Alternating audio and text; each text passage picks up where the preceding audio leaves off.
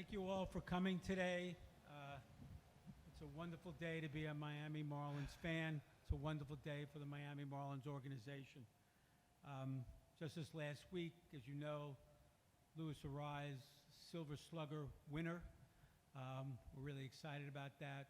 Our wonderful manager, Skip Schumacher, finalist. Tomorrow they announced he's one of the finalists for the National League Manager of the Year. We're really excited about that. This has been a very, very thorough process. Went on for several weeks. Many people were involved. And it's my real distinct pleasure and honor to introduce Peter Bendix as the third president in the history of the Miami Marlins, president of baseball operations, Peter Bendix.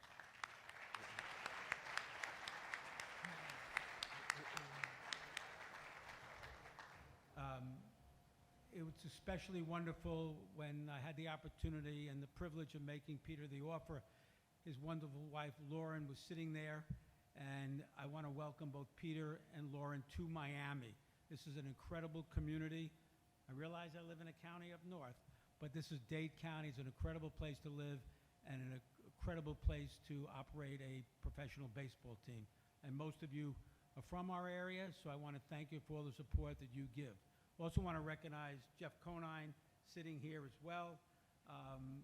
Jeff's now been incredible advisor to me and just a wonderful representative of the Marlins in the community. I also want to recognize Carolyn O'Connor.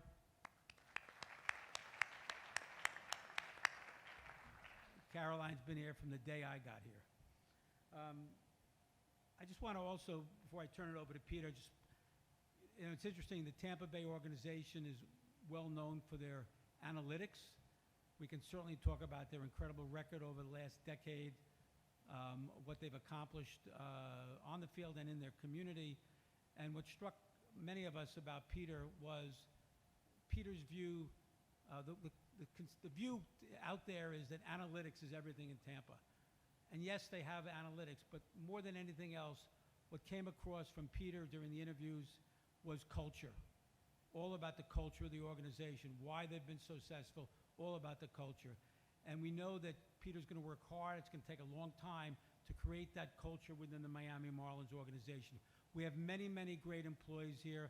I know many of you, some I apologize you don't, but it's that culture and that style of leadership that I expect Peter to bring to the organization.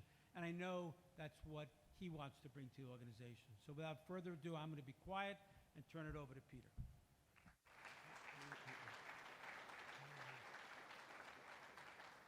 Well, I just wanted to say, to start, thank you to Bruce. Thank you to Caroline. Thank you, John Eric. Thank you, everybody who's made this first week on the job as seamless as possible. And from the first conversation that I had with Bruce weeks ago through the whole process to what led to the breakfast meeting that Bruce is referring to with Lauren, it's just been such a pleasure to get to know Bruce, to get to know the Marlins organization, the people that work here. And I'm thrilled to be here. We couldn't be happier to come to this community. We're familiar with Florida. I lived in Tampa Bay for 15 years. Lauren has lived there her whole life. And to be able to come down here to such a vibrant community with great organization, a great place, great ownership, great place to be. We're thrilled to be here, excited to get going. Off-season started this past week, and so trying to learn as much as I possibly can as quickly as possible, get to know everybody here. I'm really excited to do that, meet all the great people, and win a lot of baseball games too.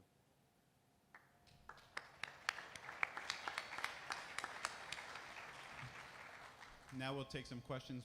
Please raise your hand and wait for the wireless microphone before asking any questions. We'll start up front with Jordan McPherson from the Miami Herald. Thanks, John Eric. Great to see you, Bruce. Peter, welcome. Peter, for you, 15 years in Tampa, you were number 2 under Eric for so long. What have you learned from him that you're hoping to take away as you become your own number 1 in an organization? Eric Neander, the president of the Rays, president of baseball operations for the Rays. I consider him a close personal friend, a mentor. I worked with him closely since I was an intern back in 2009. Eric is incredible at a lot of things. He's incredible at putting together a roster. He's incredible at managing all the things you need to manage with the baseball team. But the thing that he is by far the most incredible at is how he treats people, how he creates a culture. And I've gotten to witness that every day for 15 years. And I try to emulate that with everything that I do in building a culture. And so I'm going to miss him and a lot of people with the Rays tremendously, but I consider myself really fortunate to have learned from him for 15 years and to try to take some of those lessons and kind of make my own brand here in Miami.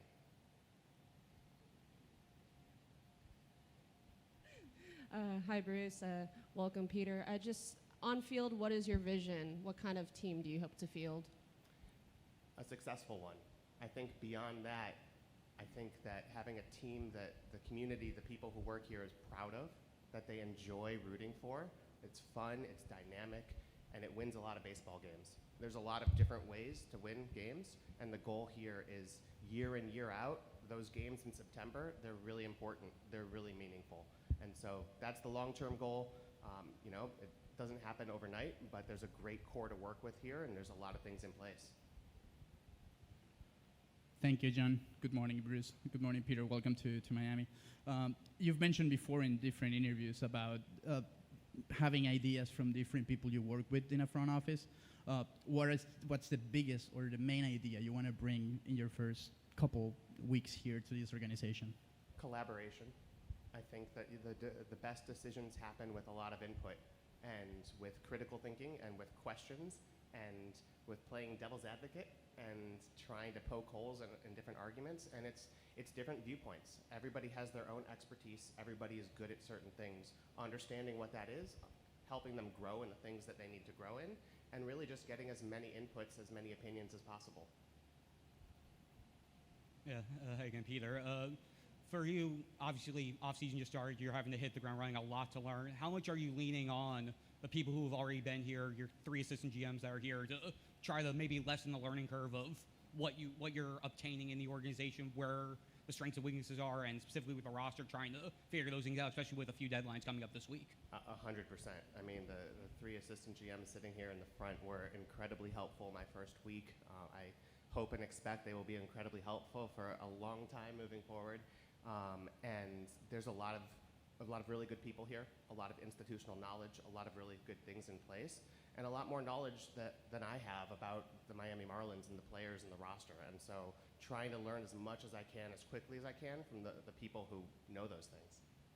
Yeah, Dave Hyde of the South Florida Sun Sentinel. Many of the challenges in Tampa are the same here, obviously, from payroll to community and all that. How does Tampa succeed as you see it? We hear culture, but drafting, developing players, what is the secret to what you're going to bring here, hopefully? There's so many ways that you can acquire players, right? There's drafting, international, trades, there's developing the players that you have, there's free agents, all these different methods. Everybody needs to be aligned, everybody needs to be pulling in the same direction, and those things start to amplify. And if you have multiple different areas, multiple different departments that are all aligned with the same goal, that all have each other's back, that make each other better, all of those different areas bring in the right players. And then the people that we have here develop them to get the best version of themselves. So when you build all of those different areas together, the total is more than the sum of the parts. Hi, Bruce. This is for Bruce. Who else in the organization, if anyone, was involved in deciding that Peter was the right candidate for the job? We had several people in the organization who interviewed Peter beside myself. There was a very easy consensus. We interviewed many, many people. I won't go into all the details. I was proud that we kept it out of the media. Proud of that. And also our 3 wonderful AGMs here as did Caroline, got the benefit to meet Peter. And I remiss in not saying thank you to Dan, saying thank you to Brian, better known as Chat, and Oz, okay, sitting in that order, for all their work the last month. A lot of decisions had to be made the last month, and I certainly didn't want to be the one making them. I leaned on these 3 gentlemen to make those wonderful decisions. Hi, Giselle, NBC6 Sports. Welcome, Peter, to Miami. What's your number 1 priority as you take this job to help this organization move forward? Right now, it's learning as much as I can. learning about the roster, the players, the coaches, the front office, everybody from who's sitting in this room down to the Dominican Republic, that trying to understand what people are here, what they need from me, how I can help put them in a position to succeed. There's a lot of people, right? It's a large organization that has a lot of good people in it, and I just need to learn as much as I can. We're going to go down to the left. We just need Golly's on the way.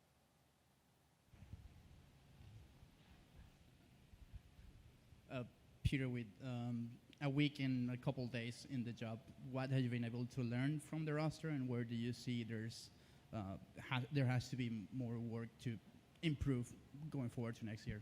There's a lot of really dynamic players on the roster who can do a lot of different things. There's a lot of good pitching, and that's hard to find. There's a lot of young players that are really exciting. That's hard to find, and that's a great foundation to build from. And so just trying to, like I said before, learn as much as I can about these players, learn kind of what makes them tick, and really just assess the strengths and weaknesses of the roster. Yeah, one last one from me. I gotta ask you this. Last week, Luis Arraez said that he's open to talk about a possible extension. Is that something that you've talked about with Bruce already? Not only with Luis, but other players like maybe Luzardo, Perez, Chisholm, etc. Yeah, I mean, I've been on the job a week, so have had a lot of different things that I've had to think about. But there's always an openness. There's never the door is never closed. And frankly, I thought that was a wonderful thing to hear, because that means that he likes it here, that he wants to be here. That's an important thing.